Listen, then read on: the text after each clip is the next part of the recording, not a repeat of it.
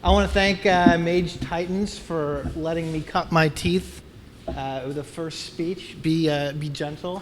I'm going to kind of talk about some of the things we've been looking at this year with regards to sysops and trying to solve some problems that we've had at our shop by using different tools. So I'm Jonathan Bownds, Magento Certified Developer Plus, and CTO at Praxis. We're a like 20-guy girl web shop in Austin. We've been around since about 2007, and we only work on Magento. We found that it's an incredible platform to work on. We've had a great time with it, and we've been really lucky to spend time working with it. I also have to plug, I recently wrote a book with my good friend Brett Williams. This is more of a sort of cookbook for merchants in terms of how to get to having a store up with products. Oh, yeah, I was not as close to the microphone as I should have been. This is sort of, unscrupulous plug for this book to get merchants ready to use Magento 2. It includes sort of how to get products in, how to get going from zero to sort of selling stuff online. And the talk that I'm going to give today is about a particular problem that we faced with a client, New Era Portfolio. They're a really interesting business. They do print on demand for large hotels and chains and create art on metal and wood that looks not like a reproduction. It looks like the sort of original piece. They wanted to migrate from a bespoke sort of homespun system to M2, and they had sort of a product set of about 2 million products that they wanted to move in, and a complete redesign. So we were working on sort of, at the same time, a lot of design, and then looking at integrating Elasticsearch with M2 so that we could handle that larger number of products. Because it was such an aggressive timeline, there was a real desire to have stakeholder collaboration, specifically developers from the client working with us and review on a daily basis.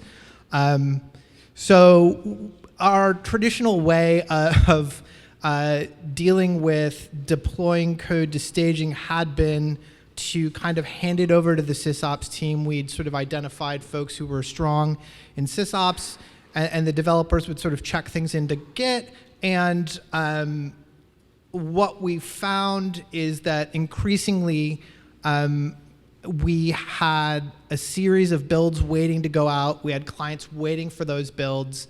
And we weren't getting changes out as quickly as we wanted to. And we took this sort of project as an opportunity to kind of implement some new tools there and try to sort of address that bottleneck.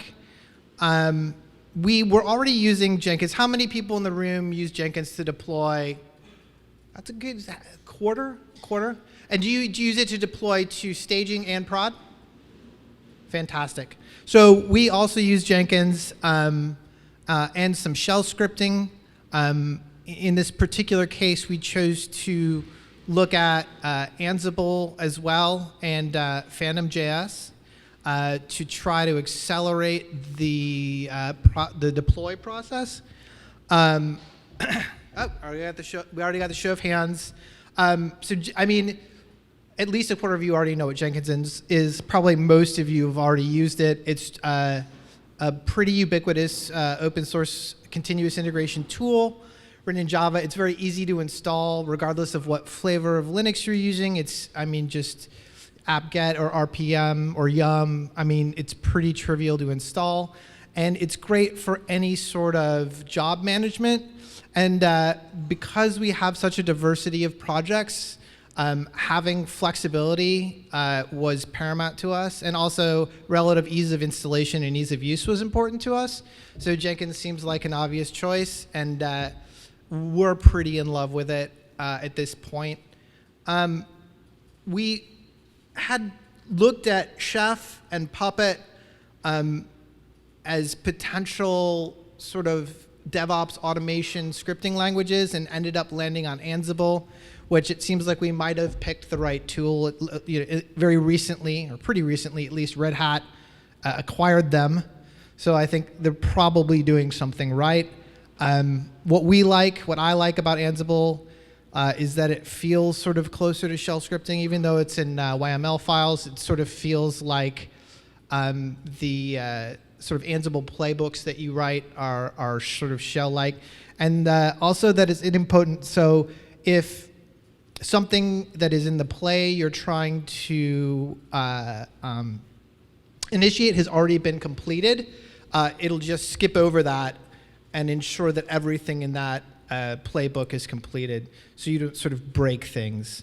Phantom.js, final sort of tool we wanted to include in this as sort of headless WebKit implementation with the API that'll support JavaScript and also like Python, which is a favorite language of ours. One of the reasons we chose it. And it's worth mentioning that for all of these tools, there are a lot of sort of newer, cooler, bleeding edge sort of tools out there, but we wanted a set of tools that had been sort of used pretty exhaustively. How many people have used Phantom.js for testing? So you get, so we felt like there was a good base of people who had used it and a lot of good sort of information out there. So we chose to use that to do some of our automated testing. And what we found was, it was interesting. So we took the deploy out of the hands of the sysops and basically polled Git to see when changes had been merged in, and had an automated build process and did some very basic testing just to make sure the site built with Phantom.js. And so the initial results were that we were getting builds out to staging on a bi-daily basis, and that was pretty fantastic. We're currently looking at writing additional test cases and considering additional stages. We are not yet doing CI all the way to prod, whereby like if the staging build passed, you would go ahead and run another build to prod. I'd be really curious, is anybody doing CI all the way to prod in the house? That guy, I want to talk to that guy. That's awesome.